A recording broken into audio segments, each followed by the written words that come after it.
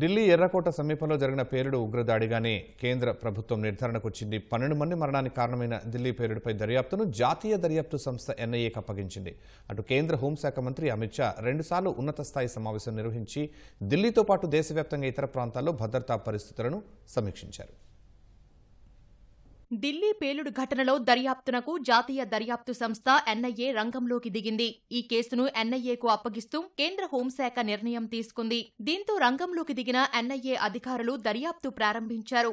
సాధారణంగా ఉగ్రవాద సంబంధిత కేసులను ఎన్ఐఏ దర్యాప్తు చేస్తుంది. తాజా పరిణామంతో ఈ ఘటనను కేంద్రం ఉగ్రచర్యగా భావిస్తున్నట్లు తెలుస్తోంది. ఘటనా స్థలికి చేరుకొని ఎన్ఐఏ, ఎఫ్ఎస్ఎల్, ఫోరెన్సిక్ బృందాలు పేలుడుకు సంబంధించిన ఆధారాలు సేకరించాయి. ప్రతి ప్రాంతాన్ని అధికారులు క్షుణ్ణంగా పరిశీలించారు. అటు దాడి నేపథ్యంలో కేంద్ర హోంశాఖ మంత్రి అమిత్ షా 2 సార్లు ఉన్నత స్థాయి సమావేశం నిర్వహించి ఢిల్లీతో పాటు దేశవ్యాప్తంగా ఇతర ప్రాంతాల్లో భద్రతా పరిస్థితులను సమీక్షించారు. తొలుత ఈ ఉదయం కర్తవ్య భవన్లో అమిత్ షా ఉన్నతాధికారులతో భేటీ నిర్వహించారు. భేటీలో హోంశాఖ కార్యదర్శి Govind Mohan, intelligence bureau director Tapan Kumar, Delhi police commissioner Satish Golcha, జాతీయ దర్యాప్తు సంస్థ డైరెక్టర్ జనరల్ సదానంద్ వసంత్ పాల్గొన్నారు. Jammu Kashmir director general of police Nalin Prabhat virtual గా హాజరయ్యారు. ఢిల్లీ పేలుడు అనంతర పరిస్థితులను సమావేశంలో అధికారులు వివరించినట్లు తెలుస్తోంది. ఈ భేటీ ముగిసిన 2 గంటలకే కేంద్ర హోం మంత్రిత్వ శాఖ కార్యాలయంలో అమిత్ మరోసారి సమావేశం నిర్వహించారు.